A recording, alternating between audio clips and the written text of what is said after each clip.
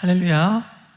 오늘도 주의 말씀과 은혜를 사모함으로 이전을 찾으신 여러분들을 주님의 이름으로 환영하고 축복합니다. 우리 앞뒤 옆분들 바라보시면서 오늘도 말씀 통해 선명한 주의 음성 듣기를 원합니다. 이렇게 인사하겠습니다.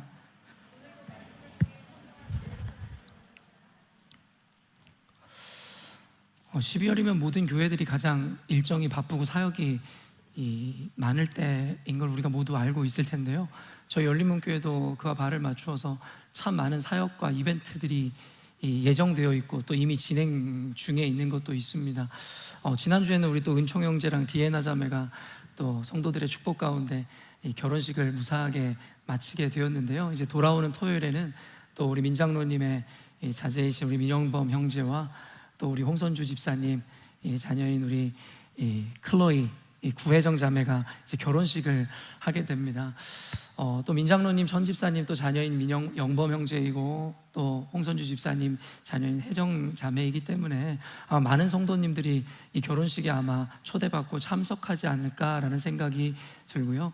그런 의미에서 아까 우리 전수사님이 잘 또 소개해 주셨지만 이 주차 문제가 또 우리에게 복잡하게 또 다가올 수 있기 때문에 저희 교회 여러분 지하 주차장을 열어놓으면 꼭 다른 회사 주차장에는 주차하지 말아주시기를 다시 한번 좀 당부드리고자 합니다.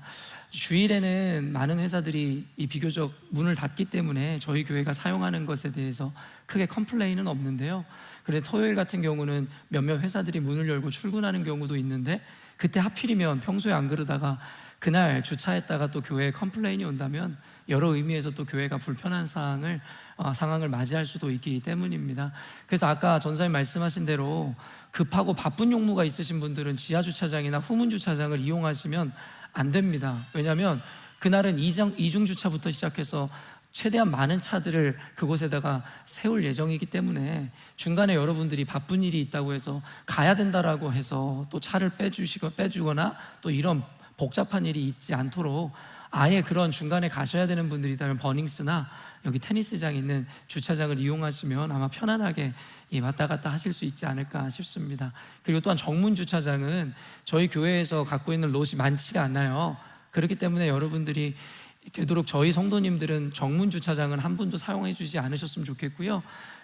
우리 결혼식에 참여하는 우리 가족분들이나 아니면 행사를 위해서 이렇게 준비된 어떤 차량들만 그곳에 주차할 수 있도록 우리 열린문교회 성도님들은 지하 주차장, 후문 주차장만 이용하셔서 이와 같은 최대한의 어떤 주차가 번잡한 일이 없도록 여러분들이 잘 도와주시면 좋겠다라는 생각이 듭니다. 모쪼록 아무튼 교회에 이와 같은 기쁨과 즐거움의 잔치들이 계속 연이어져 이어지고 있는데 여러분들 바쁜 일정 가운데서도 즐거움과 기쁨의 마음들을 함께 함으로 이 시간들을 잘 보내셨으면 좋겠다라는 생각이 듭니다. 오늘은 여러분도 이미 분위기를 보셨겠지만 달란트 잔치가 저희 교회에 있거든요. 아이들은 벌써 몇 주 전부터 잔뜩 기대하고 있고 어제 저도 세팅하고 이렇게 준비된 물품들을 보니까 저도 갖고 싶은 물품이 있을 정도로 동심에 잠깐 빠지는 시간들을 갖게 되었는데요. 우리 아이들이 이때를 위해서 얼마나 그동안 열심히 준비해오고 기다려왔는지 모르겠습니다. 그래서 일부 예배에 또 몇몇 분들은 미리 동참하셔서 지금 잔치를 위해서 준비하시는 헌신자분들도 여럿 계시는데요. 참 감사한 마음을 전해드리고 싶고요. 여러분들도 이따가 크고 작은 여러 가지 모양과 형태로 달란트 잔치에 함께 참여하게 되실 텐데 오늘도 여러분 달란트 없는 분들은 아까 이야기했듯이 현금으로 또 사드셔야 되는 일들이 있는데 기쁨으로 기꺼이 지갑을 열어서 또 그 작은 어떤 간식을 사 먹는 일에도 동참해 주신다면 아이들의 사역에 있어서 여러모로 도움이 되지 않을까 싶습니다. 지난 바자회 때 여러분과 함께 동참하셔서 많은 수익금을 남겼는데요. 그때 광고하고 예고해드린 대로 이 수익금은 모두 다음 세대 아이들을 위해 사용될 예정이고 그 수익금뿐만 아니라 저희 교회 재정을 더해서라도 아이들에게 이것을 돌려주고자 하는 어떤 사역들을 준비 중에 있습니다. 그 일환 중에 하나가 달란트 잔치이고요. 그래서 교회에서 재정을 아끼지 않고 평소보다 더 많은 재정을 투입해서 아이들에게 돌려주고자 선물들을 준비했습니다. 그리고 이제 곧 아마 어제 리더분들이랑도 얘기한 이 장학금 수여식을 저희 교회에서 갖게 될 예정입니다. 아까 이야기한 대로 바자의 수익금보다 아마 조금 더 많은 금액들이 아마 추가가 되어 아이들에게 장학금으로 돌려주고자 하는 마음이 있는데요. 벌써부터 그와 같은 것에 대해서는 제가 광고하지도 않고 요청하지도 않았는데, 또 어떤 분은 이 스칼라십으로 해서 또 헌금을 따로 하는 분도 계시더라고요. 참 감사한 마음이 있고요. 여러분, 그런 부담을 가지시란 이야기는 아니고, 저희 교회가 그만큼 약속된 대로, 목적한 대로 여러분들이 도운 헌금들, 그리고 사용한 금액들을 잘 적절하게 목적에 맞게 사용하고 있다는 것을 투명하게 여러분들에게 말씀드립니다. 어찌되었든지 간에 12월에 이 외에도 계속되어지는 이 사역들이 있을 건데, 교회 사역자들이 이때쯤이 가장 바쁘고 힘든 때거든요. 네, 너무나도 감사하게도 저희 열린문교회 성도님들은 모두가 힘을 다하여 사역자들을 돕고 교회에 일어나는 어떤 사역이나 이벤트들을 함께 준비하고 동참하고 있기 때문에, 다른 교회들과는 다르게 저희 교회 안에는 바쁘고 힘든 일정 가운데서도 기쁨과 즐거움과 또 그 안에 더 깊은 정들이 세워지는 순간이 되리라 라는 생각을 해보게 됩니다. 모쪼록 건강관리 잘 해주시고 12월에 바쁜 사역 가운데 모두가 기쁨으로 동참해 주시기를 다시 한번 부탁드립니다. 오늘 설교 제목은 열린문 교회입니다. 제목 자체가 열린문 교회라는 제목을 삼은 만큼 아마 오늘 메시지는 우리 열린문 교회에게 직접적으로 주시는 메시지일 뿐만 아니라 우리 열린문 교회의 의미, 그리고 우리 열린문 교회를 이 땅 가운데 세우신 하나님의 의도와 목적, 그 마음을 헤아려 알 수 있는 시간이 되리라 생각함으로 오늘 말씀을 준비했는데요. 그런 의미에서 더욱더 귀를 쫑긋 세우시고 오늘 말씀에 귀를 기울이시는 여러분 되셨으면 좋겠습니다. 저는 대학교 학부를 아세아 연합신학대학교라는 학교를 나왔습니다. 수능 점수가 엄청 높아야 가는 대학도 아니고 세상적으로 그렇게 인지도가 높은 신학교도 아닙니다. 그럼에도 불구하고 저희 학교를 다니는 학생들은 모두 자부심이 있었습니다. 학교 성적이나 그 어떤 것으로 가름할 수 없는, 결국에는 하나님 부르신 이들만이 올 수 있는 학교다. 그래서 대학 총장님도 늘 그와 같은 이야기를 하셨었어요. 아무나 오는 X, 저희 학교를 X라고 불렀었거든요. 아무나 오는 X였으면 나는 오지 않았다. 이게 하나의 우리 교회의 표와도 같았습니다. 그래서 그런지 저희 학교에 대한 자부심을 우리 학생들은 너무나 크게 갖고 있었고, 저 역시도 저희 학교 이름만 생각해도 가슴이 설레고 떨릴 정도였습니다. 그리고 스쿨버스를 타고서는 학교 정문에 들어가면 정문부터 본관까지 꽤 거리가 있었거든요.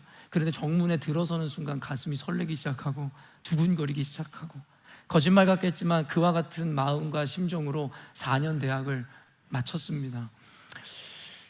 지금까지도 저희 학교를 생각하면 제 마음 가운데 그런 설렘이 있고 떨림이 있습니다. 저에게 그만큼 가치롭고 소중한 학교였습니다.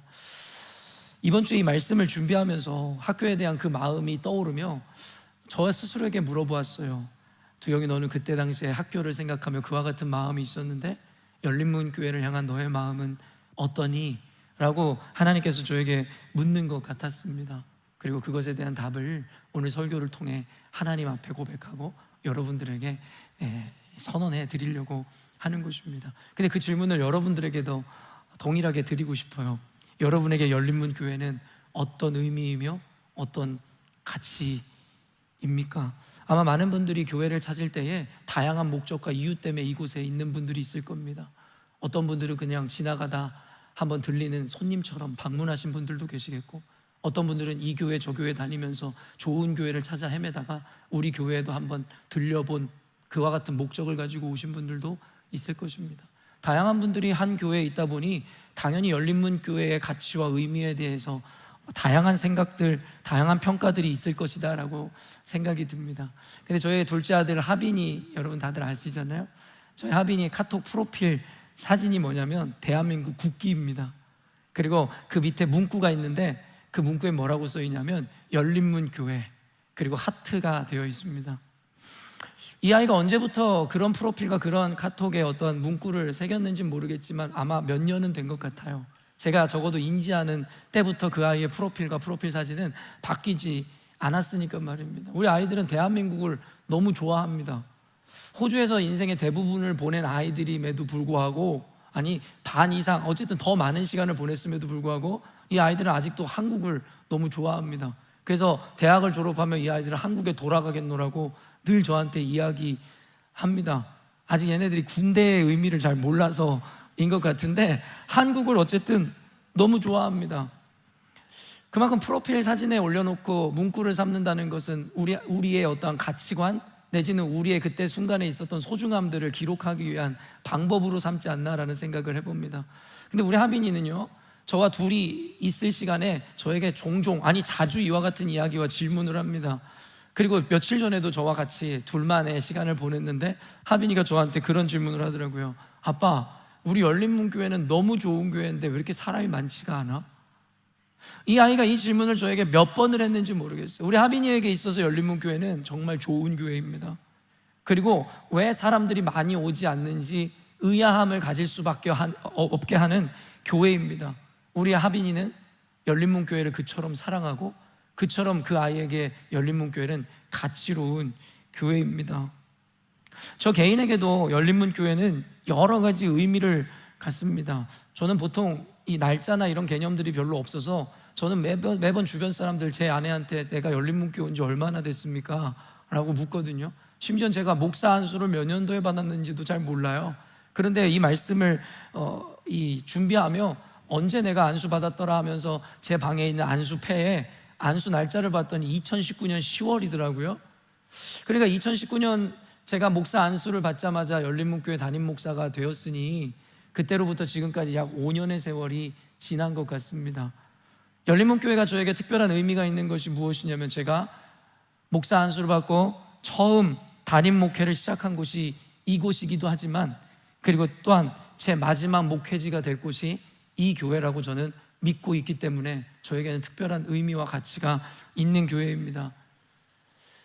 열린문교회 오기 전에는 계속 전도사로 사역하다가 목사 안수를 받고 제 목사로서의 사역에 모든 시간을 보낸 것이 열린문교회였습니다. 방금 이야기한 바와 같이 5년의 담임 목사 기간과 열린문교회에 왔던 1년의 전도사 생활을 포함하면 지금까지 열린문교회를 약 6년 동안 섬기고 있는 것 같습니다. 그러나 여러분 모두가 알고 있듯이 지난 5년간, 아니 6년간의 세월이 그렇게 만만치가 않았다는 것을 여러분도 여러 이야기를 통해 알고 있으며 직접 경험한 분들도 몇 계실 겁니다. 인생에 희로애락이라는 감정이 있다는 것을 우리 모두가 알고 있죠. 그 감정을 아주 극단적으로 경험했었던 지난 6년이었습니다. 너무나도 아프고 힘든 시간을 지나오고 버텨온 터라 한때는 열린문이라는 이 교회명 자체가 저에게는 하나의 애증의 상징이기도 하였습니다. 사랑하기도 하지만 증오하기도 하는 이름이 바로 열린문 교회였습니다. 일단은 그 이유 중에 한 가지가 무엇이냐면, 내가 개척해서 지은 교회명이 아니기도 하고, 애초에 열린문이라는 이름을 왜 지었는지, 그 의미와 그 마음이 무엇이었는지를 저는 모르기 때문에 그저 부임해 보니 열린문 교회였기 때문에 저는 그 마음을 함께 알 수도 없었고 공유할 수도 없었으며, 교회 여러 가지 사정으로 인해서 그 마음을 전달받지도 못했기 때문에 특별히 이 교회명에 대한 애착이 있을 이유도 없었습니다. 또한 시드니 전 지역에서 하나의 불명예의 상징이 된 것이 열린문 교회인 것처럼 여겨지기에 제가 그렇게 달갑게 이 교회명을 받아들일 수도 없었던 이유였기도 합니다. 사실 지난 목회 과정 가운데 벌써 몇 년이 지났지만 열린문이라는 교회명을 바꿔야 하는지에 대해서도 고심했던 적이 있었습니다. 그래서 전도사님들과 여러 가지 교회 이름을 생각하다가 크로스웨이 처치라고 하자, 또 여기가 호주니까 영어로 멋지게 이름을 지어서 십자가의 길, 그런 뭔가 좀 촌스러운 것 같으니까 크로스웨이. 그래서 다 등록하려고 생각도 해보고 다 찾아보기도 했더니 멜번에 또 크로스웨이 처치라는 게 있어서 우리 교회가 사용할 수 없다라고 해가지고 여러분 무산된 적도 있었고, 그만큼 진중하게 고민하고 고심해 본 적이 있었습니다. 또한 이것은 단순히 제 개인의 문제가 아니라 교인들이 갖고 있었던 그 트라우마를 떨쳐내기 위한 하나의 방식이라고 생각했기도 했었습니다. 심지어 몇몇 목회자들은 저에게 그런 조언을 하셨습니다. 열린문교회 교회명을 먼저 바꾸라고 말입니다. 제가 돌이켜보니 그 몇몇 목회자분들은 우리 열린문교회가 다시 일어나지 못할 거라고 확신하고 있었던 듯 합니다. 그만큼 이 사회에서 우리 열린문교회와 같은 큰 일을 경험하고 다시 회복하고 일어난 사례는 거의 없습니다. 그럼에도 불구하고 우리 모두가 함께 증명하고 보고 있듯이 열린문교회는 다시 일어났으며 다시 더 좋은 교회가 되기 위해서 우리는 지금도 끊임없이 전진하고 있습니다.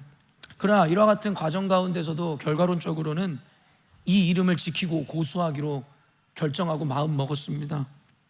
이유는 지난 한 1, 2년 전에 설교했었던 수치에서 영광으로라는 설교를 들어보시면 그 이유와 제 결정의 의미를 알게 될 것입니다. 제목이 의미하는 바와 같이 열린문교회에서 있었던 지난 과거의 모든 수치와 아픔이 도리어 하나님의 영광을 만천하 모든 이들에게 드러내고 알리기에 더없이 좋은 도구라는 생각을 해보게 되었습니다. 또한 더 나아가서 우리 성도들에게 지난 아픔을 기억하고 스스로를 겸손하게 하는 반면교사로 삼고자 하였습니다. 이미 그때 당시에 그 순간들을 온전히 경험하고 지나온 성도는 지금 현재 우리 열린문교회에 많지 않습니다. 대부분의 성도들이 이 아픔과 이 과정을 잘 모르는 분들이 대부분입니다. 그럼에도 불구하고 저는 괜히 허락되어진 일이 없습니다라는 것을 알고 있기에 하나님은 열린문교회에 있었던 그 일들을 통해서 지금도 앞으로도 오게 될 열린문 성도들에게 그 마음과 그때의 경험을 바탕으로 그들에게 겸손과 그리고 하나님 앞에서 잠깐이라도 떠난 자들에게 나타날 수 있는 일이 무엇인지에 대해서 교훈하라고 저에게 반면교사 삼아 이 이름을 끝까지 지켜내라 하시는 것 같다라는 생각이 들었습니다. 세상에는 시드니에만 해도요 한인교회가 몇 년 전 통계지만 300개 이상이 있다라는 통계가 있습니다. 그런데 300개 이상이라고 이야기할 뿐 정확한 통계를 내지 못하는 이유는 지금도 하루에 몇 개의 교회가 생겼다가 하루에 몇 개의 교회가 사라지는지 모르기 때문입니다. 여러분 지나다 보면 한인교회 명패를 달고 교회를 섬기고 있는 교회가 참 많다라는 거 아시죠? 윌로비 여러분 파크에만 가도 앞에 행복한 교회인가요? 저는 전혀 들어보지도 못했던 교회가 한인교회가 바로 우리 교회 근처에 있더라고요. 그만큼 많은 교회들이 알려지지도 않은 채로 유명무실하게 생겼다가 사라지는 것이 이곳 교회의 생태계입니다. 그런데 너무나도 감사하다고 이야기해야 될까요? 우리 열린문교회는 여러분도 아시다시피 시드니에서 손에 꼽히던 대형교회 중에 하나였습니다. 대형교회 중에 하나였기에 모든 사람이 알고 있으며 또한 그로 말미암아서 열린문교회 이 교회에서 일어났던 일들에 대해서 시드니 사람들 뿐만 아니라 서우주에 있는 목회자가 저에게 전화를 걸어 물을 정도로 여러분 그 소문은 삽시간에 많은 이들에게 전달되었죠. 그래서 지금도 저희 열린문교회가 부처하고 힘들어하는 이유 중에 하나가 결국에는 그때 교회를 떠났던 이들이 교회에 대해서 무지성으로 폄하하고 그리고 거짓을 지금까지도 살포하고 전하고 있는 일들 때문에 아직까지도 저희 교회에 오셨다가 그와 같은 이야기로 인해서 영향받은 분들도 꽤 많다는 이야기를 아직까지도 듣고 있습니다. 그런데 이게 저에게 무슨 감사의 이유냐고요? 현재 교회를 우리가 지켜나가고 사역하기에는 그와 같은 이전에 과거에 있었던 일들이 우리를 힘들게 하는 것은 사실입니다. 그러나 아까도 이야기하지만 우리 교회가 그와 같은 큰 교회였기에 또한 우리가 겪었던 그 일들이 이미 시드니 전 곳에 있는 이들에게 알려진 일이기에 저는 우리 교회가 다시금 하나님의 은혜로 말미암아 회복되어지고 부흥을 경험하는 순간 우리가 쓰게 될 그 역전 드라마의 이야기는 더 많은 이들에게 전해질 것이고 하나님의 살아계심이 온 천하 만국 가운데 전달될 것이다 믿기 때문입니다. 교회의 상징으로 여겨지는 십자가, 여러분들이 목걸이를 하기도 하고 귀걸이로 차기도 하고 반지로 만들기도 하는 이 십자가는 당시 로마 시대에 존재했었던 가장 잔인하고 끔찍한 사형 틀이었음을 우리는 너무나 잘 알고 있죠. 그래서 예수 그리스도께서 십자가에 달리실 때에 수많은 조롱과 비아냥거림이 될 수밖에 없었던 이유이기도 합니다. 당시에 살인을 저지르거나 그 이상의 죄를 진 중범죄들에게만 가장 끔찍한 처형을 주기 위해서 고안되었던 이 사형틀인 십자가, 그런데 스스로 하나님의 아들이고 유대의 왕이라고 이야기했었던 예수 그리스도가 그 끔찍한 십자가를 지고 결국엔 십자가에 달려 죽으시는 모습을 보며 유대인들이 조롱하고 그를 모욕하고 비아냥거릴 수밖에 없었다라는 것은 너무나도 당연한 상식일 것입니다. 그러나 그렇게 예수 그리스도께서는 우리가 짊어져야 하고 우리가 느껴야 되는 모든 수치를 짊어지고 십자가에 달려 죽으심으로 말미암아 우리를 모든 그와 같은 모욕에서 벗어나게 하였음을 우리는 잘 알고 있죠. 그리고 보란듯이 십자가에서 부활하심으로 말미암아 죽을 수밖에 없는 죄인인 우리들에게 가장 영광스러운 모습으로 우리에게 나타내 그 당신을 보여주셨음을 알고 있죠. 그런 의미에서 가장 수치스러웠던, 수치의 상징이었던 십자가가 그리스도의 부활로 말미암아 전 세계의 모든 이들이 여러분 함께 바라보고 하나님께 영광 돌릴 수 있게 하는 하나님의 영광의 상징이 되었다라는 것입니다. 이보다 더 극적일 수 있겠습니까? 이런 의미에서 저는 지금 열린문이라는 우리 교회명에 대한 애정이 더 커지게 되었고 지금도 더욱 애정하려고 노력하고 있습니다. 왜요? 우리 열린문 교회가 시드니에서 수치의 상징에서 이제는 하나님의 영광의 상징으로 바꾸어 주시리라는 것에 대하여 미서 의심치 않기 때문입니다.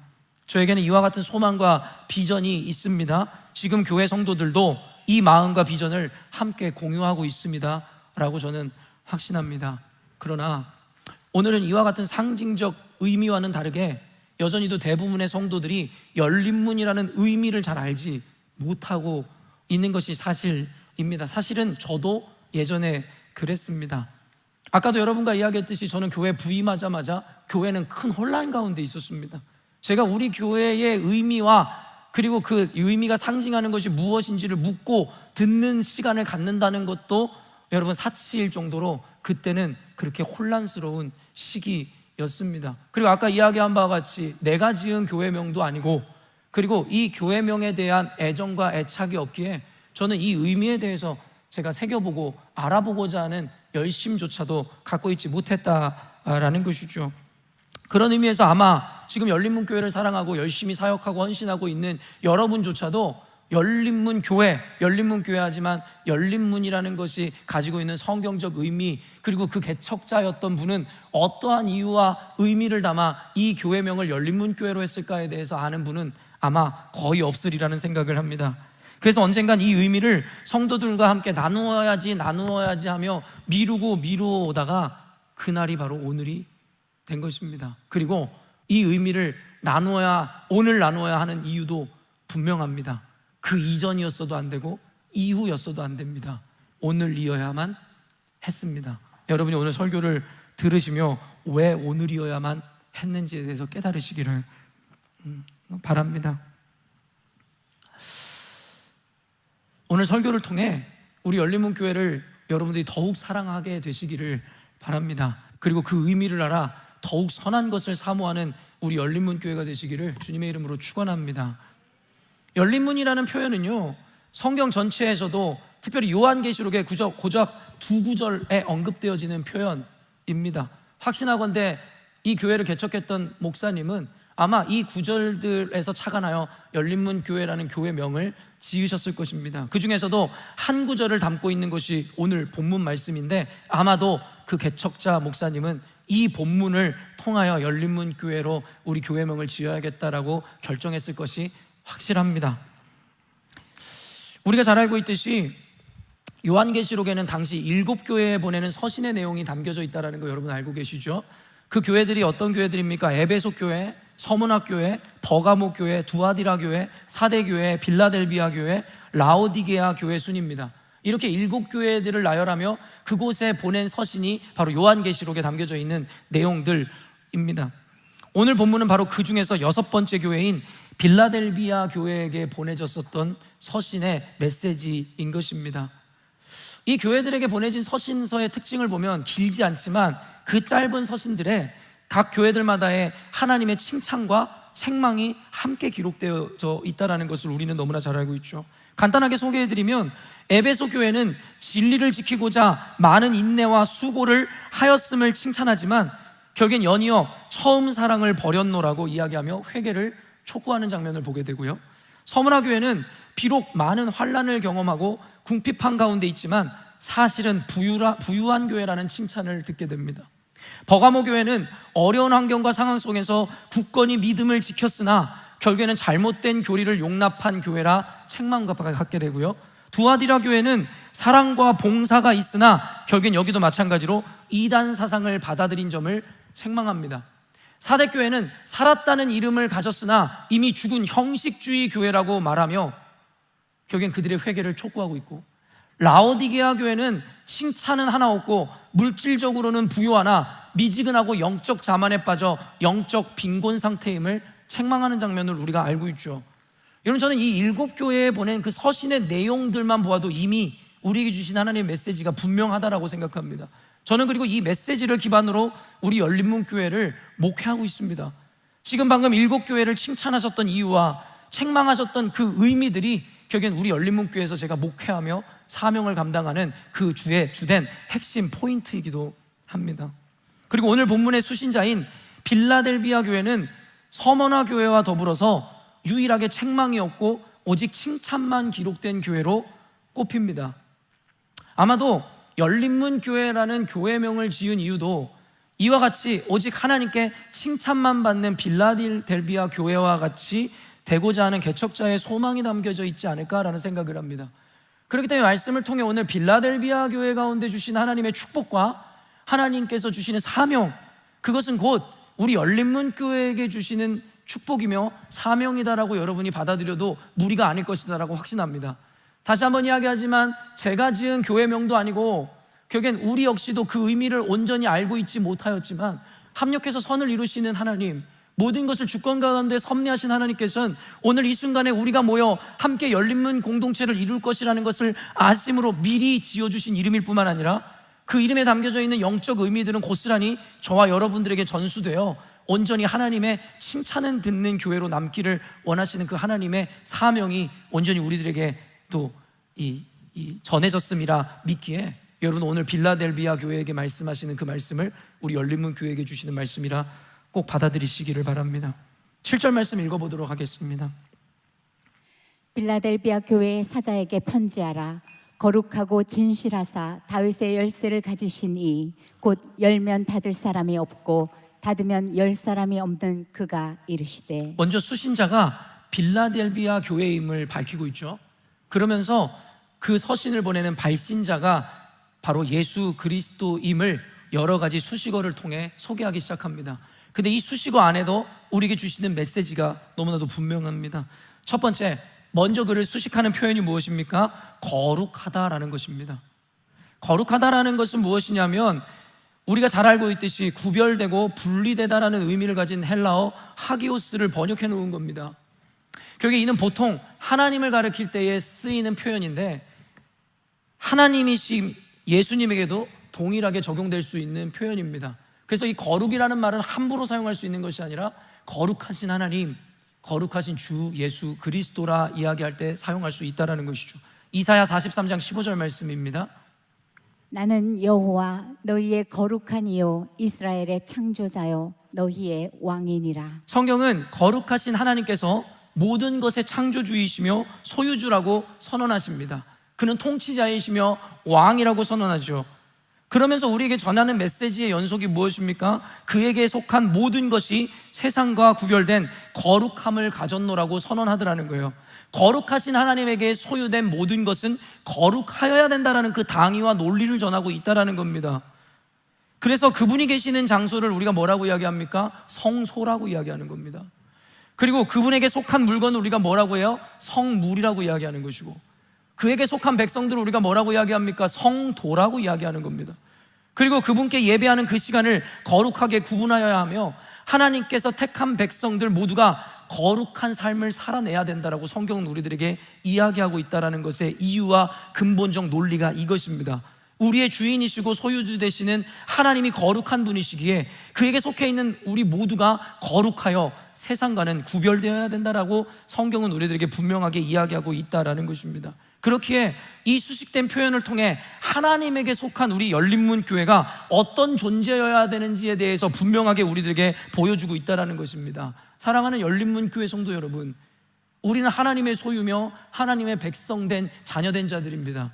그렇다면 우리는 하나님이 그러하시듯이 하나님은 인생이 아니시기에 세상의 만족과 세상이 바라는 요구대로 사시는 분이 존재하는 분이 아니다라는 것을 분명하게 선언하듯이 그분께 속하여 거듭난 우리들이라면 세상의 만족과 요구를 따라 사는 것이 아니라 하나님의 필요와 만족과 그의 말씀을 따라 살아야 되는 존재임에 대해서 분명하게 선언하는 것입니다. 또한 그를 소식하는 두 번째 표현이 무엇입니까? 진실하다였습니다. 진실하다라는 이 의미를 구약적 배경으로 이해하면 바로 하나님은 약속을 신실히 지키시는 하나님이시라는 것을 분명하게 선언하는 바입니다. 신학적으로 하나님이 하지 못하는 두 가지 일이 있다라고 여러분 이야기했습니다. 그것이 무엇입니까? 첫째는 거짓말이시고 둘째는 약속 불이행입니다. 만약에 하나님이 거짓말을 하시거나 약속을 불이행하셔서 그가 약속하신 바가 이루어지지 않는다면 그분은 하나님이 아닐 것입니다. 그리고 만약에 그런 분이라면 저는 하나님을 믿지 않을 겁니다. 제가 이렇게 결연한 의지를 여러분에게 보이듯이 하나님은 결코 거짓말을 하실 수 없는 분이시며 약속 불이행을 하실 수가 없는 이 분이십니다. 비록 세상의 권세자들과 정치인들은 밥 먹듯이 약속을 저버리고 당신들의 공약을 어기지만 신실하시고 진실하신 하나님은 절대 거짓을 말씀하시지 않으시며 당신이 맺은 언약을 반드시 지켜내신다는 겁니다. 이게 바로 언약 신학, 그리고 우리가 구약과 신약이라고 이야기하는 이유입니다. 하나님의 약속, 그리고 그것에 반드시 이루어질 그 성취에 대해 논하고 있는 것이 성경이기 때문입니다. 그렇기 때문에 이 성경, 이 하나님을 믿는 우리들은 이 약속을 신뢰하고 이 믿음을 기반하여 샬롬을 이루는 신앙생활을 하는 것입니다. 우리 눈앞에 보여지고 펼쳐진 세상과 환경은 비록 내가 원하고 바라는 것이 아니어서 때로는 절망과 실망과 아픔과 두려움으로 우리를 이끌지 모르겠지만 우리는 보이는 것을 따르는 것이 아니라 구별된 자들로서 이 믿음을 기반으로 세상을 이기며 살아가는 존재들이기 때문에 그와 같은 환경 가운데서도 우리는 샬롬을 이룬다는 겁니다. 샬롬이 무엇입니까? 평안입니다. 그런 의미에서 우리가 진짜 이 믿음과 기반 안에서 신앙생활하고 있는지에 대하여 여러분 스스로에게 물으시라는 겁니다. 여러분의 샬롬은 과연 무엇으로 말미암은 것입니까? 세상 사람들과 같이 샬롬을 이루었다고 이야기하지만 그 샬롬의 근본은 결국엔 잘 되는 나, 온전한 응답, 형통한 삶, 만약에 그것 때문에 여러분의 샬롬이 이루어진 것이라면 그 샬롬은 하나님의 샬롬이 아닙니다. 세상 사람들도 모두 동일하게 고백하는 샬롬, 평안이고 편안일 뿐입니다. 하나님께서 우리들에게 말씀하시는 믿음의 샬롬이라는 것은 우리의 환경과 상황과 어떠함, 우리가 느끼는 감정과 전혀 관계없이 이 믿음과 하나님의 신실하심을 믿는 그 신뢰에 기반하여 우리에게 주어지는 샬롬인 것입니다. 이후에 여러분, 이와 같은 당부는 빌라델비아 교회에게 당부하시고 약속하시는 내용을 염두에 두어 수식된 표현일 것이다라고 저는 생각합니다. 그 약속을 반드시 이루시는 주님을 기억해 어떤 상황과 어려운 가운데서도 말씀을 붙들고 견디고 이기라고 말씀하시는 내용이 그 이후에 이어지기 때문입니다. 그 하나님은 반드시 그 약속을 지켜 이루시는 분이실 것이기 때문입니다.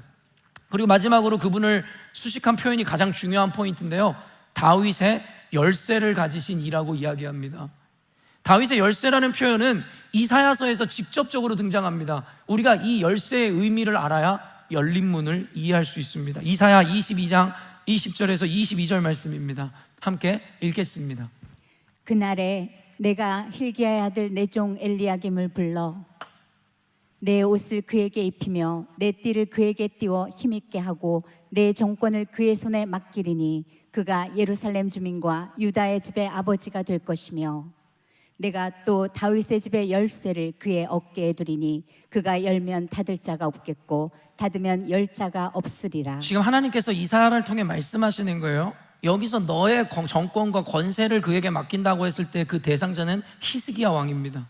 하나님께서 히스기야 왕에게 말씀하셔서 히스기야 왕의 충신이자 충복이었던 여러분 엘리야김에게 다윗의 열쇠를 맡기겠노라고 말씀하시며 그 권세를 그에게 주겠노라고 이야기하고 선언하는 장면이 이사야서의 말씀입니다. 바로 오늘 요한계시록 3장 말씀에 표현되어지는 이 두 구절은 바로 이사야서 말씀을 인용하고 이것에 기반하여 기록되어진 말씀입니다. 그렇기 때문에 우리는 이 의미를 이해해야 합니다. 여기서 말하는 다윗의 열쇠는 왕의 내탕고를 의미하는 것입니다. 왕의 내탕고의 열쇠를 말하는 거예요. 내탕고라는 말을 우리가 현대에는 잘 사용하지 않지만 그 의미가 무엇입니까? 왕의 보물이나 재물, 재산들을 보관하던 곳이 바로 내탕고입니다. 그러나 지금 히스기야 왕이 그 키를 엘리야김에게 맡기겠노라고 이야기하고 있고 하나님의 명령이 주어진다라는 것이죠. 그 말은 엘리야김에게 바로 그 내탕고의 문을 자기 마음대로 열고 닫을 수 있는 권세를 그에게 주었다라는 거죠. 국가 재산을 그에게 맡겼다라는 것과 다름이 없는 이야기입니다. 그래서 엘리야김에게 이 열쇠를 맡겨 언제나 왕의 내탕고에 접근할 수 있는 권위와 권세를 주셨다라는 것입니다. 이 비유를 통해 예수님을 소개하고 있는 거예요. 다윗의 열쇠를 가지신 이 예수님을 소개하고 있는데 무슨 의미인지 아시겠습니까? 바로 예수님은 하늘의 내탕고의 전권을 가지신 분으로 그가 가진 권세를 표현하고 있는 겁니다. 요한복음 15장 16절 말씀 한번 읽어보도록 하겠습니다. 너희가 나를 택한 것이 아니요 내가 너희를 택하여 세웠나니 이는 너희로 가서 열매를 맺게 하고 또 너희 열매가 항상 있게 하여 내 이름으로 아버지께 무엇을 구하든지 다 받게 하려 함이라. 여러분, 우리가 기도한 이후에 마지막에 예수님의 이름으로 기도하는 이유가 뭔지 아십니까? 예수님이나 하나님이나 모두 동등한 분이십니다. 그러나 성경은 분명하게 그들의 역할을 분리시켜 놓았죠. 그 이유가 무엇입니까? 그게 예수 그리스도의 역할과 그를 통하여 하나님께서 우리 가운데 당신을 드러내시기로 작정하셨기 때문입니다. 그래서 예수 그리스도께서 하나님께서는 모든 권세를 히스기야가 엘리야김에게 그 권세를 넘기듯이 하나님 아버지께서는 예수 그리스도께 바로 그 전권과 권위를 넘겨주셨고 이제는 예수 그리스도를 통하여 하나님의 뜻을 이곳 가운데 이루시기로 작정하셨기 때문입니다. 그래서 우리는 무엇을 구하든 무엇을 원하든 예수님의 이름으로 아버지께 구하는 것입니다. 그때 주님이 뭐라고 말씀하세요? 아버지께 무엇을 구하든 다 받게 될 것이다 라고 우리에게 보증을 하시죠. 하나님 아버지도 아닌데 예수님이 어떻게 이 보증을 하시냐고요? 다윗의 키를 가지고 있기 때문입니다. 그는 마음대로 그 키를 가지고 문을 열 수도 있고 닫을 수도 있는 분이시기 때문입니다. 즉 예수 그리스도는 우리의 주인이 되어주시고 우리의 든든한 뒷배가 되어주심으로 우리를 모든 궁핍과 어려움에서 건져주시고 우리의 필요를 채워주시는 분이심을 분명히 하는 거예요. 여러분, 그러나 여기서 다른 점이 있는데 뭔지 아세요? 엘리야김이 그 권세를 얼마나 갖고 있었을까요? 그의 수명이 얼마나 됐으며 그가 그 자리에 있었던 기간이 얼마나 될까요? 지극히 제한적일 수밖에 없는 권세였습니다. 그러나 예수 그리스도로 비유된 엘리야김이지만 예수님은 엘리야김과는 다른 분이었죠. 예수님은 영원한 존재셨고 무한한 존재시죠. 그렇기 때문에 권세에 붙어봤자 잠깐이겠으나 세상 권세는 잠깐이지만 예수 그리스도의 권세는 영원하다라는 것을 우리들에게 분명하게 이야기하고 있다라는 것입니다. 여러분, 그 주님이 우리 교회를 책임져 주시고 주인이 되시는 분이세요. 더 설교를 하지 않고 여기서 끝낸다고만 할지라도 우리의 주인 되신 예수 그리스도를 수식하는 이 표현들만으로도 큰 격려와 위로가 되지 않으십니까? 이것만으로도 우리가 충분히 예수 그리스도를 섬겨야 하는 이유와 명분이 충분히 갖춰지지 않습니까? 그 하나님이신 예수 그리스도께서 빌라델비아 교회를 칭찬하시는 거예요. 그 예수님께서 전권을 가지신 예수님께서 바로 우리 교회 열린문 교회를 칭찬하고 계시는 겁니다. 8절 말씀입니다. 함께 읽겠습니다. 볼지어다 내가 내 앞에 열린 문을 두었을 때 능히 닫을 사람이 없으리라. 내가 내 행위를 아노니 내가 작은 능력을 가지고서도 내 말을 지키며 내 이름을 배반하지 아니하였도다. 여러분, 학자들은요 이 열린 문에 대한 해석을 다양하게 내놓습니다. 성경에 등장하는 여러 가지 문을 다 인용해 가면서 무덤의 문, 하늘에 있는 지성소의 문, 선교의 문, 진리와 빛과 생명의 문 등을 열거하며 다양한 해석들을 내놓습니다. 물론 그렇게 해석하는 것이 틀리다고는 할 수 없을 겁니다. 그러나 제 해석은 이것입니다. 문맥으로 살피고 이해할 때 그렇게 복잡한 해석이 나오지를 않는다는 거예요. 이 해석은 너무나도 단순한 해석입니다. 이는 그저 하나님의 무한한 축복을 의미한다라고 해석하는 것이 옳습니다. 아까도 이야기했지만 히스기야 왕의 충직한 종이자 내탕고 정권을 갖고 있던 엘리야김의 날은 길지 못했습니다. 그러나 예수님은 영원 무한한 존재이시죠. 그 키를 가지고 계신 그분이 우리의 주인이 되시고 목자가 되실 때 그분이 열어주시는 그 축복은 여러분 가히 말로 표현할 수 없을 정도로 영원할 것이고 무한한 가치일 것이다라는 것을 우리들에게 분명히 이야기하고 있다라는 거예요. 열린 문을 여러분 두었으니 그것을 능히 닫을 자가 없다라는 거예요. 아까 엘리야김에게 했던 그 말과 동일한 이야기입니다. 예수님이 열면 열리고 닫으면 그 문을 열 자가 없다라는 거예요. 모든 축복의 근원은 예수 그리스도시고 그 예수께서 빌라델비아 교회, 즉 우리 열린문 교회를 그와 같은 열린문으로 쏟아 부어주시는 축복을 부어주시겠노라고 말씀하고 계시더라는 것이죠. 저는 여러분 기복주의자가 아닙니다. 그리고 여러분들에게 이와 같은 무지성의 어떠한 복에 대한 개념을 전하고 가르치는 목사가 아니라는 걸 여러분 아시죠? 그러나 오늘 이 메시지를 통해 주시는 이 축복의 의미는 무지성도 아니고 무논리도 아닌, 여러분, 우리 열린문교회를 향한 하나님의 예언과도 같은 말씀입니다.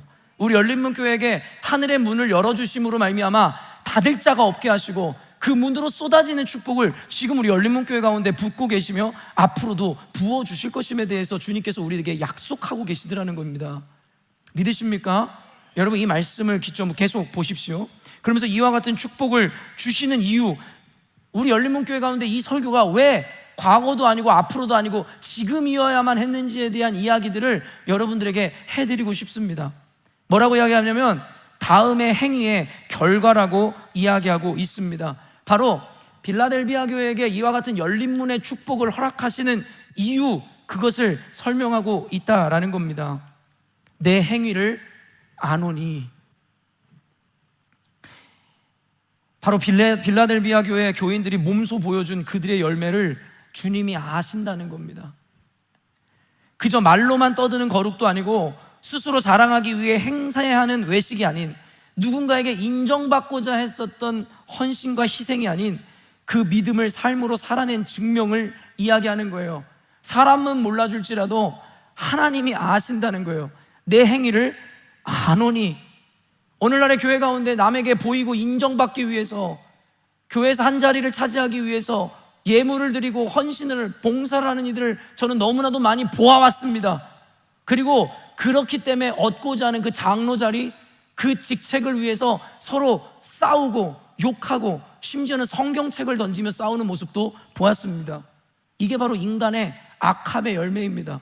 그러나 빌라델비아 교회를 칭찬하셨던 주님께서 하시는 말씀이 뭔지 아세요? 내 행위를 아노니. 너는 외식도 아닌, 입으로만 떠드는 신앙이 아닌 삶으로 살아내고 보여내는 신앙이었노라고 주님께서 인정하시더라는 것이죠.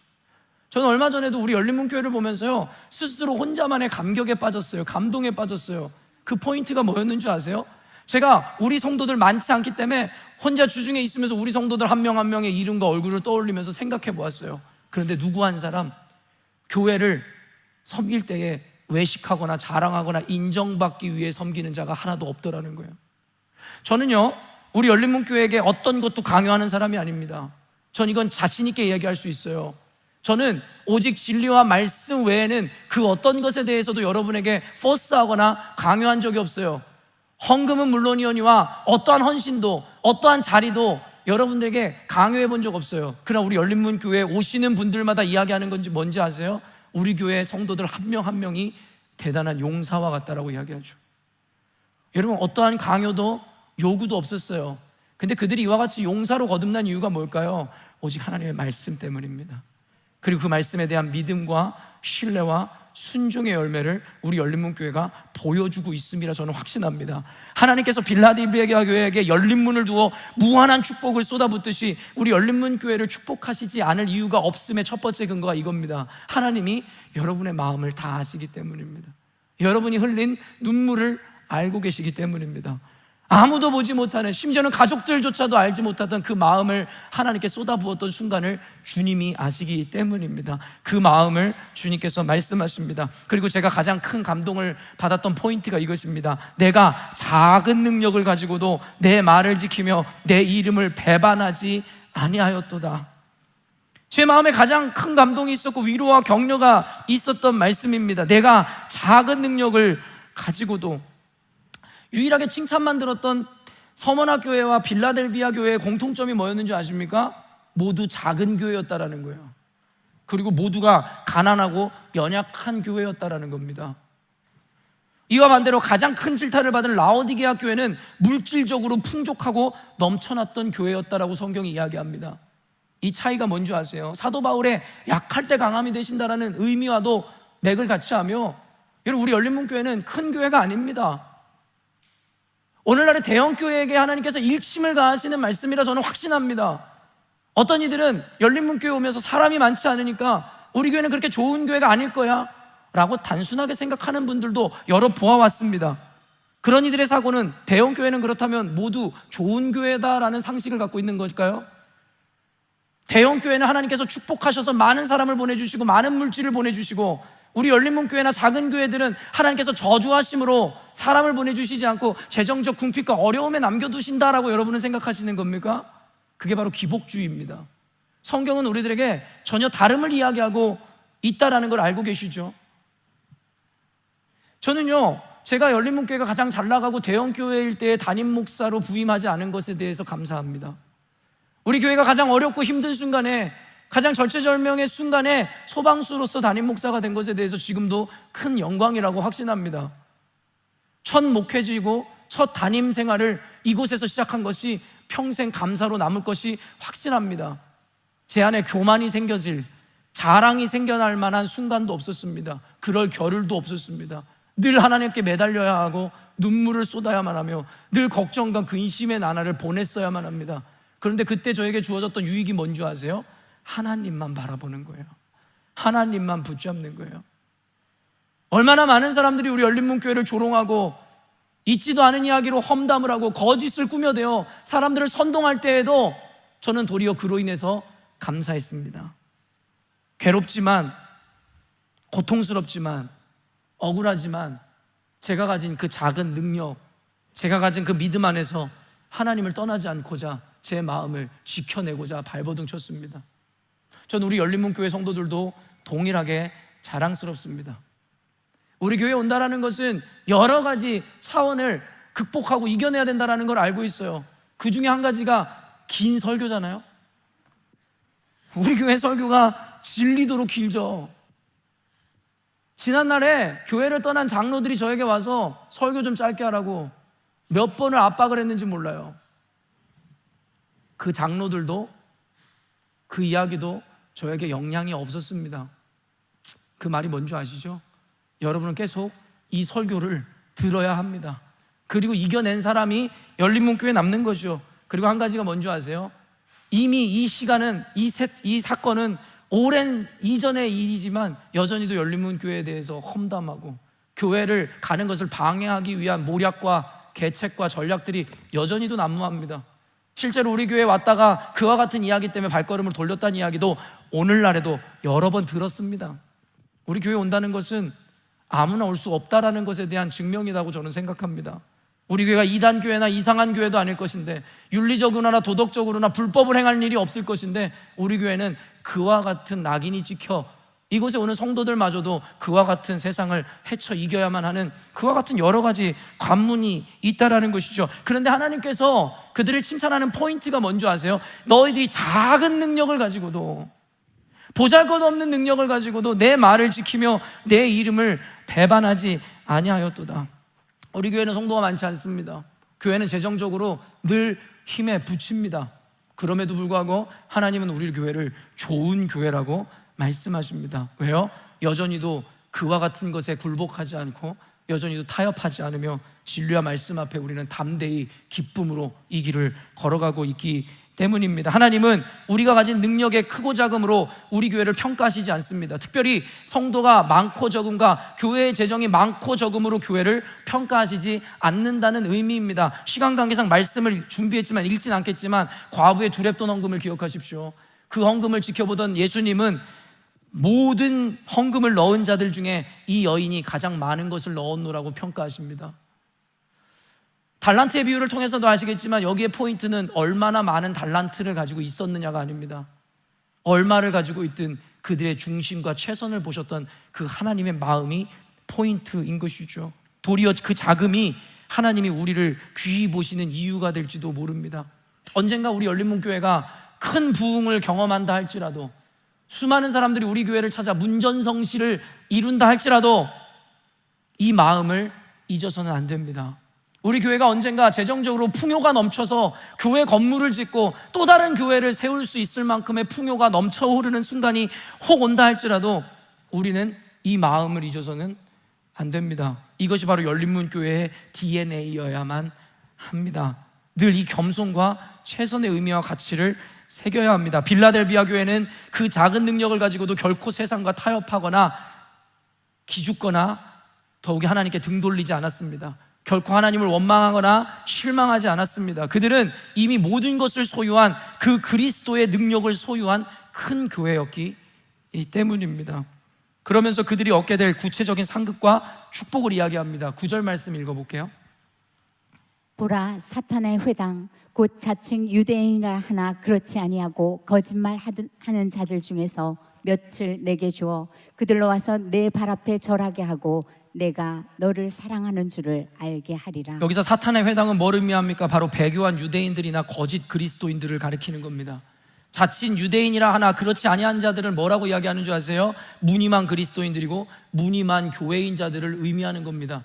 그런데 사탄의 회당 그리고 자칭 유대인이라 하는 자들, 여러분 이와 같은 자들을 하나님께서 빌라델비아 교회에게 며칠 내어주시겠다라고 이야기합니다. 그러면서 뭐라고 말하는 줄 아세요? 그들이 와서 내 발 앞에 절하게 하고 내가 너를 사랑하는 줄을 그를 통해 알게 하리라 말씀하시죠.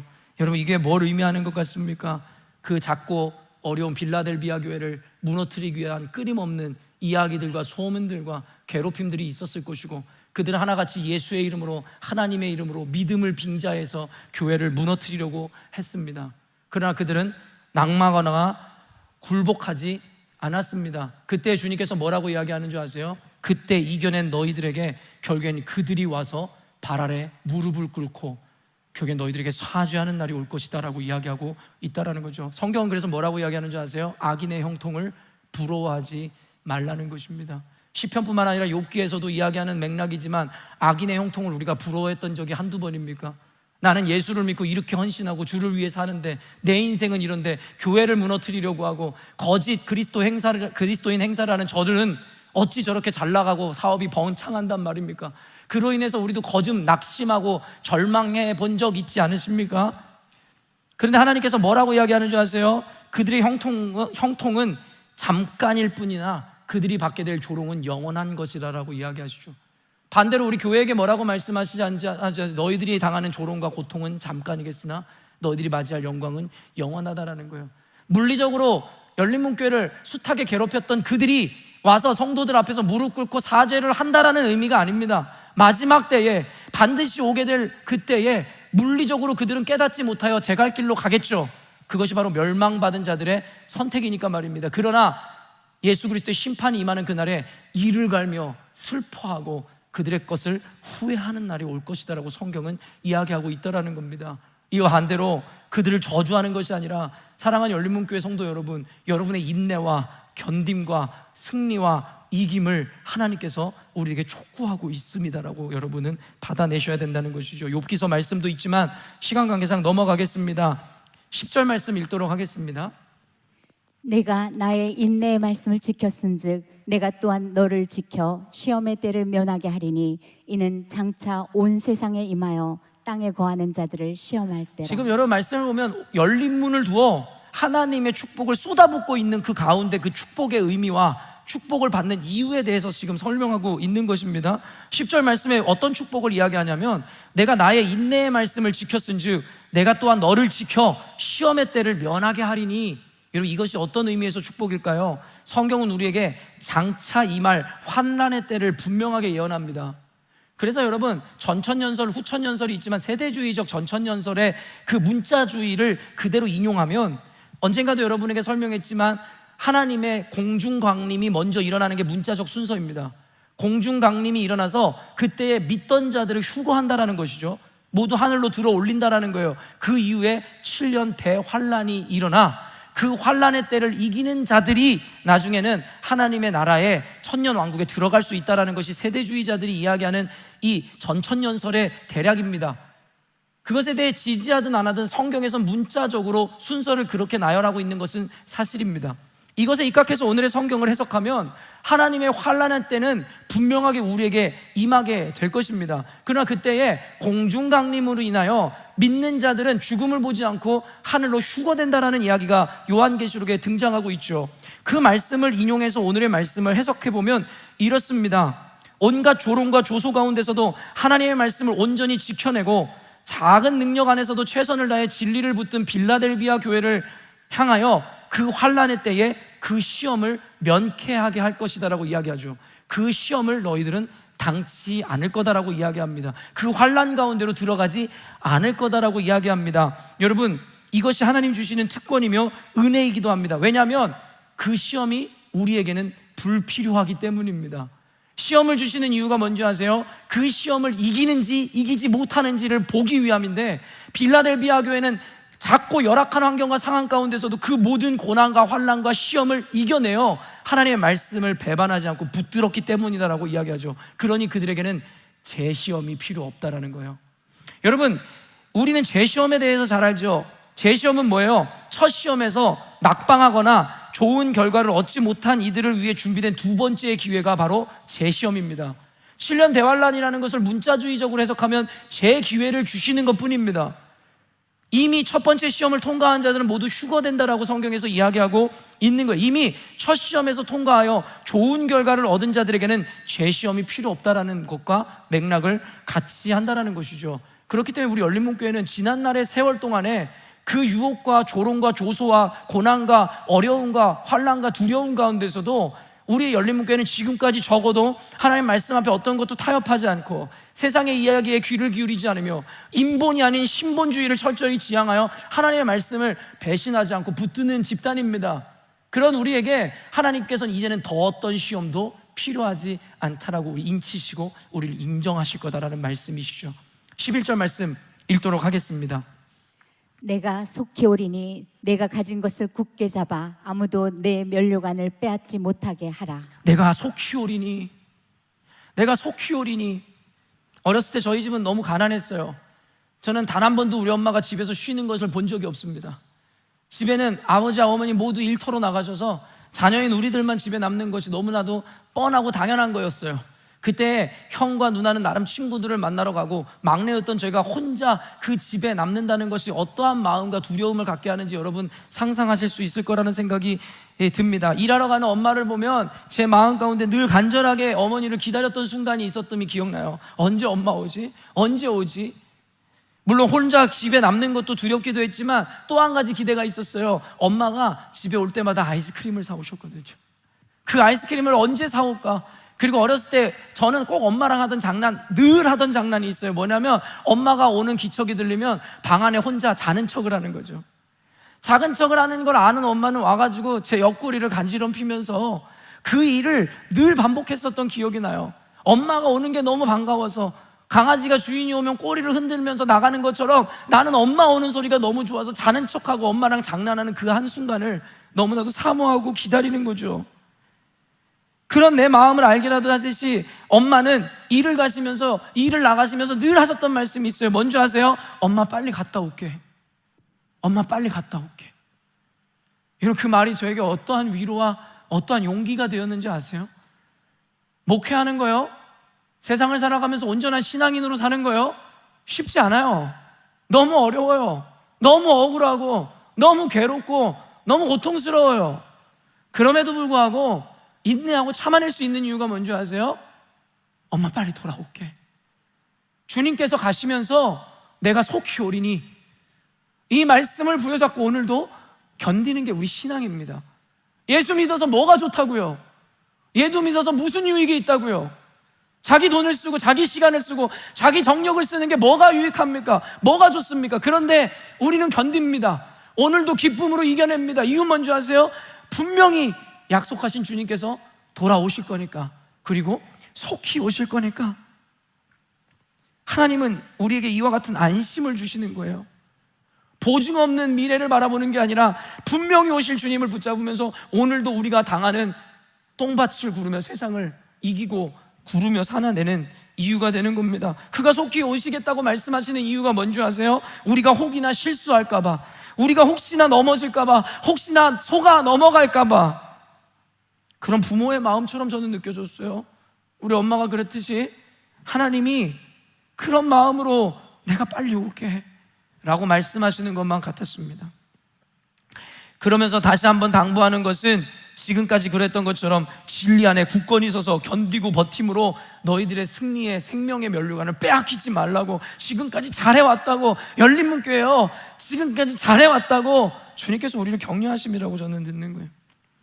우리의 승리는 이미 보장된 겁니다. 우리가 무엇을 더 얻거나 성취해야 되는 것이 아니라 이미 우리 안에 있는 그것을 굳게 붙잡아야 되는 자들임을 잊지 마십시오. 12절 말씀 읽습니다. 이기는 자는 내 하나님 성전의 기둥이 되게 하리니 그가 결코 다시 나가지 아니하리라. 내가 하나님의 이름과 하나님의 성 곧 하늘에서 내 하나님께로부터 내려오는 새 예루살렘의 이름과 나의 새 이름을 그의 위에 기록하리라. 여러분, 우리를 기둥과 같다 하셨어요. 기둥이 여러분 뭘 의미합니까? 저는 예전에 친구가 다녔던 경희대학교를 방문한 적이 있었는데요, 경희대학교 갔더니 본관에 세워진 여러분 그 기둥이 그렇게 크고 웅장하고 멋지고 아름다운지 몰랐어요. 그래서 경희대학교의 상징이 그 기둥이잖아요. 근데 그 기둥이 의미하는 게 뭐예요? 위엄과 아름다움과, 그리고 제일 중요한 게 뭔지 아세요? 요지부동의 상징입니다. 절대 움직이지 않는다는 거예요. 하나님의 나라가 올 때에 우리를 하나님의 성전에 기둥이 되게 하신다고 얘기했어요. 하나님의 성전에 우리가 기둥이 되게 하신다는 거죠. 우리에게 그와 같은 위엄과 아름다움과 요지부동, 절대 빼앗기지 않는 영원한 은혜와 축복과 그 결과를 우리에게 주시겠노라고 주님께서 그 영원성을 이야기하시죠. 새 예루살렘은 또한 계시록에 예언된 장차 임하게 될 영원한 나라를 의미합니다. 에스겔서에서도 예언되어 있는데 시간 관계상 읽진 않습니다. 그러면서 그 예루살렘 성을 뭐라고 이야기하냐면 여호와 삼마라고 하리라 이야기합니다. 에스겔서에. 여러분, 여호와 삼마가 뭔지 아십니까? The Lord is there. 주인이 그곳에 계시다. 그것이 바로 여호와 삼마입니다. 장차 임할 하나님의 나라 새 예루살렘에 여러분 휘황찬란한 보석과 여러분이 원하는 그 어떤 것이 채워져 있는 것이 아니라 The Lord is there. 하나님이 거기 계신다. 그 주인이 거기 계신다. 우리가 가는, 장차 가는 그 하나님의 나라는 하나님이 우리와 함께 하시고 하나님과 영원히 다스리는 나라, 하나님의 법도가 있는 곳이기 때문에 우리에겐 천국인 것입니다. 여러분, 그러면서 마지막 13절 읽고 설교를 마칠 건데요, 13절 읽어볼게요. 귀 있는 자는 성령이 교회들에게 하시는 말씀을 들을지어다. 이런 각 교회에게 서신을 보내면서요, 그 말미에는 꼭 이 구절을 기록해 놓으셨어요. 뭐라고요? 귀 있는 자는 들을지어다. 귀 없는 사람 어디 있습니까? 지금 여기서 귀 없는 사람 어디 있습니까? 그러나 분명하게 명제되는 게 뭔지 아세요? 모든 사람이 들을 수는 없을 거예요. 여러분, 그리고 모든 사람이 귀가 있으나 듣지 못하는 이유가 뭐라고 문맥을 통해서 해석할 수 있는지 아십니까? 바로 하나님의 나라, 하나님의 상급을 상급과 가치와 의미로 받아낼 수 없는 자들을 의미하는 거예요. 여러분, 좋은 대학 가기 위해서 우리는 사당오락하면서 코 피 흘려가면서 공부합니다. 골프 선수로 그 상금을 받아내기 위해서 남들 쉴 때 가서 열심히 연습하는 거 아니에요? 여러분, 우리가 열심히 노동하는 이유는 그 집 한 채 바라보며 받게 될 그 돈을 바라보며 열심히 살아가는 거 아닙니까? 여러분, 우리가 그와 같이 열심히 개처럼 수고하고 일하고 공부하는 이유는 그 결과를, 우리가 원하는 그 결과를 받아들이기 위해서입니다. 여러분, 이와 같은 논리는 신앙 안에만 있는 게 아니라 세상 사람들도 그래요. 근데 여러분, 교회는 다릅니다. 뭐가 다른 줄 아세요? 우리가 견디고 억울함과 그와 같은 고통에서도 버티고 이겨내지만 결국 그 끝에 우리가 그렇게 가고자 했던 천국에는 우리가 원하는 게 없다라는 겁니다. 우리가 바라고 원하는 그게 있는 게 아니라 뭐가 있는 줄 아세요? 하나님이 계시고 하나님이 다스리시는 나라가 있다라는 겁니다. 귀가 없는 자들은 어떤 의미인 줄 아세요? 그 하나님이 함께 하신다라는 것이 얼마나 큰 축복이고 행복이고 기쁨이라는 것을 알지 못하기 때문에 이 말씀이 들려지지 않는다는 것이고 이 당위가 받아들여지지 않는다는 겁니다. 그래서 천국은 죽어가는 것뿐만 아니라 이곳에서도 이루어야 한다라는 이야기를 하는 겁니다. 임마누엘의 하나님은 지금도 우리와 함께 하시고 그 하나님이 함께 하신다면 우리 교회가 작든 없든 관계없이 이곳이 천국이기 때문입니다. 하나님을 섬기면서 마지못해 죽지 못해 섬기는 분들이라면 잘 들으십시오. 여러분이 바라는 결과가 여러분에겐 없을 겁니다. 애초에 그 헌신과 그 희생은 주님께 무가치하기 때문입니다. 하나님이 바라시는 헌신과 희생은 그 하나님이 우리와 함께 하심을 믿음으로 말미암아 세상을 이기고 세상에 주어지는 어떠함과 관계없이 기쁨과 즐거움과 감사로 하나님을 섬기는 자들, 그들이 바로 귀가 있어 하나님의 삶과 하나님의 특별한 의미를 이해하고 받아낼 수 있는 자들이기에 이 말씀을 받고 말씀대로 살 수 있다의 논리가 성립된다라는 겁니다. 우리 열린문 교회는 빌라델비아 교회와 같이 귀 있는 자들로 가득한 곳임을 믿습니다. 여러분은 이미 우리가 예수를 믿는 이유와 목적, 그 가치와 보상이 무엇인지를 알고 예수를 믿는 이들이라 저는 확신합니다. 예수 믿어도 내 뜻대로 내 기도의 응답이 안 되더라도, 내 마음대로 내 자식들이 자라나지 않을지라도 관계없습니다. 내 바람대로 교회로 사람들이 몰려오지 않을지라도 관계없습니다. 우리 교회가 늘 빚에 허덕이고 돈이 없어 힘들어할지라도 관계없습니다. 왜냐하면 하나님이 우리와 함께 하시고 하나님이 함께 하시는 곳이 곧 새 예루살렘이며 천국이기 때문입니다. 결론을 맺겠습니다. 우리 열린문교회는 이 빌라델비아 교회에게 주시는 축복과 비전 그리고 소망을 받아든 교회임을 확신합니다. 그렇기에 우리 열린문교회는 세상의 관점으로 볼 때 비록 작고 부족해 보일지 모르겠으나 하나님이 작고 연약한 기도원에게 말씀하신 것처럼 우리를 결코 작다 하지 않으시고 큰 용사라 말씀하심이라 확신합니다. 우리는 지금까지 그래온 것처럼 우리에게 주어진 현실과 상황 가운데서 민감하게 하나님의 음성을 듣고 말씀을 따라 어떠한 타협도 용납하지 않고 온전히 순종함으로 하나님이 기업으로 주실 영원한 나라를 소유하는 축복을 얻어 살아갈 것입니다. 또한 이미 이 믿음을 소유하고 있다면 모든 권세를 가지신 예수 그리스도를 우리의 왕으로 모심으로 이미 이곳에서 천국과 같은 삶을 누리고 화평과 평강을 누리는 삶을 살게 될 것입니다. 우리는 이 믿음을 끝까지 부여잡음으로 죽어서만 천국을 이루는 자들이 아니라 이곳에서의 사명을 감당하고 예수를 섬기고 주 뜻 안에 살아가는 이 삶 자체를 천국과 같은 삶으로 바꾸어내고 만들어내는 우리가 될 줄로 믿습니다. 사랑하는 열린문교회 성도 여러분, 이 축복이 오늘 열린문교회인 저와 여러분에게 온전히 충만하게 임하고 있음을 믿으시기 바랍니다. 이 축복을 모두 소유하시고 누리시고 이루시는 저와 여러분 되시기를 주님의 이름으로 축원합니다. 기도하겠습니다.